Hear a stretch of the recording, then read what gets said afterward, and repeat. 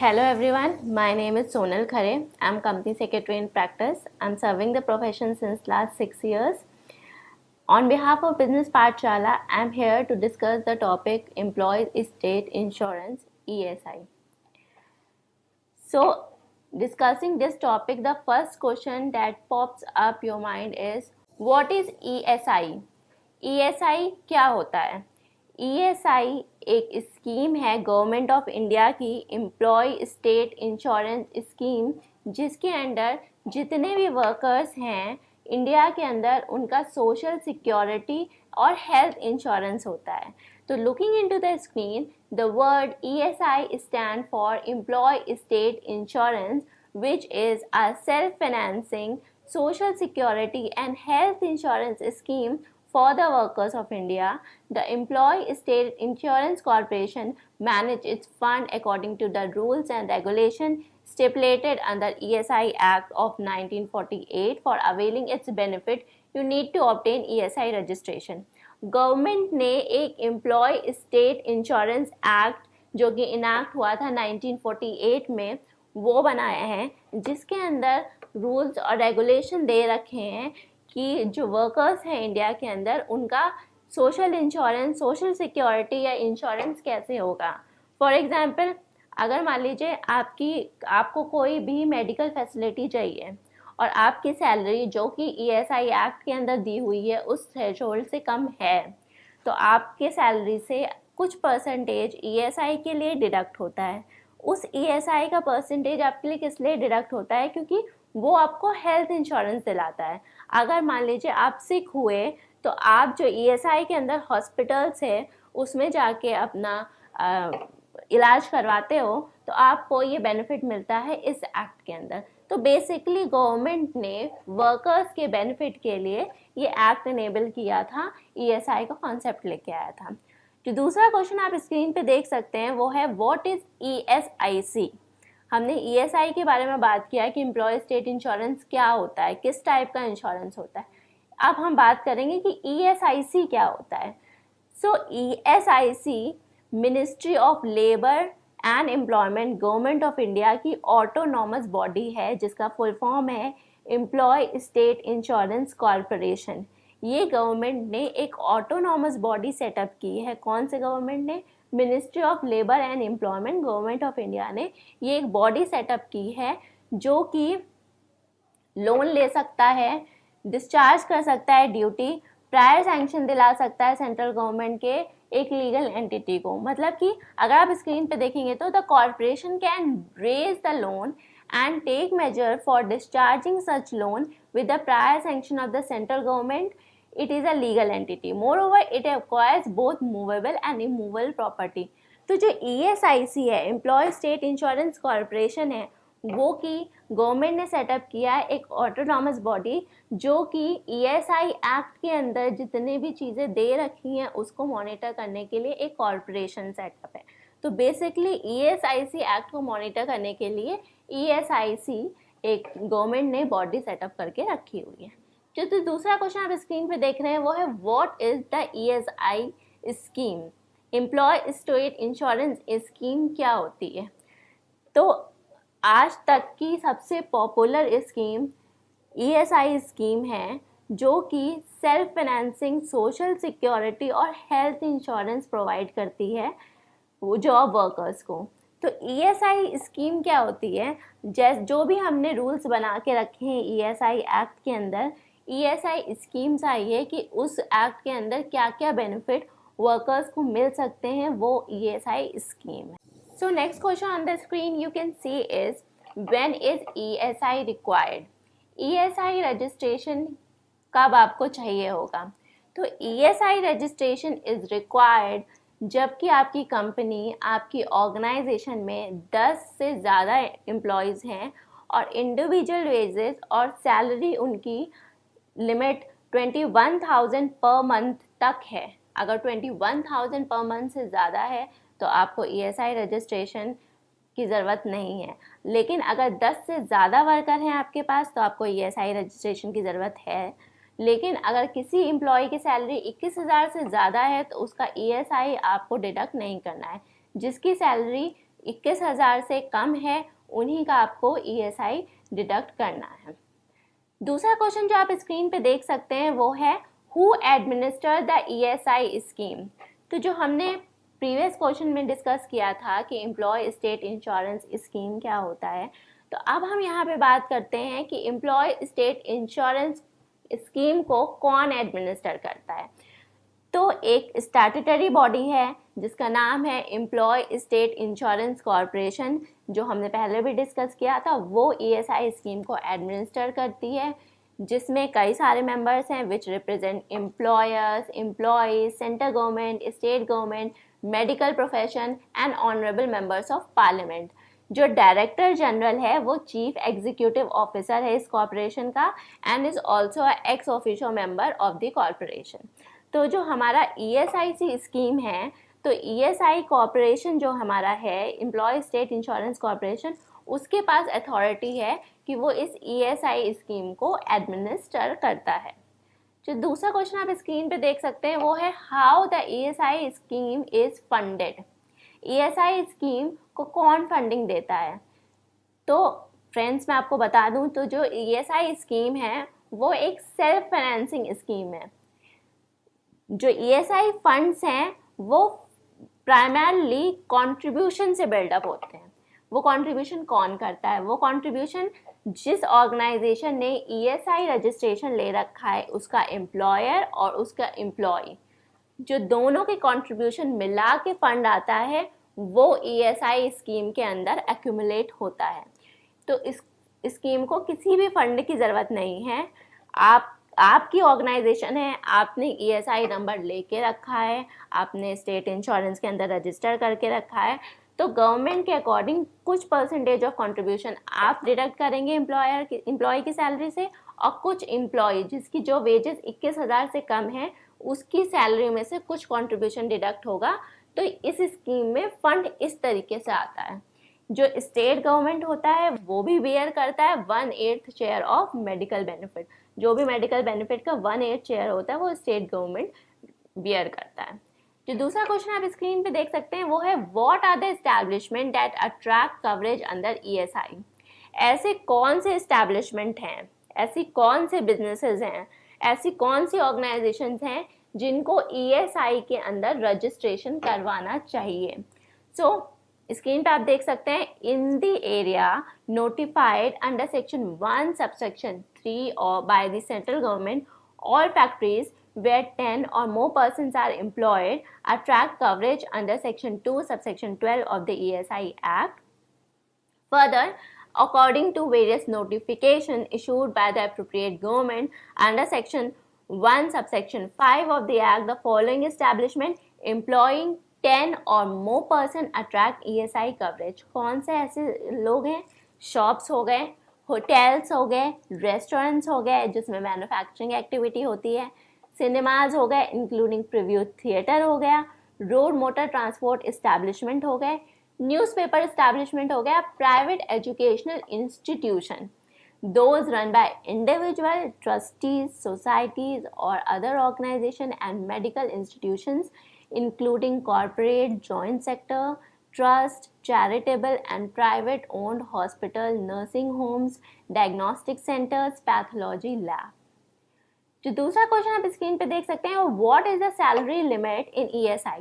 हमने पहले भी डिस्कस किया था, अगर आपकी ऑर्गेनाइजेशन में 10 से ज़्यादा वर्कर हैं और उन 10 से ज़्यादा वर्कर में किसी की भी सैलरी 21,000 से कम है तो आपको उसकी सैलरी में से कुछ परसेंटेज ESI में जाके डिपॉजिट करवाना पड़ेगा, ESI कंट्रीब्यूशन डिडक्ट करना पड़ेगा। सो ये क्वेश्चन सेल्फ आंसरिंग है। The existing veg limit for the coverage under ESI act is 21,000 per month with effect from 1 जनवरी 2017। 1 जनवरी 2017 से पहले जो ये लिमिट थी वो 15,000 की थी।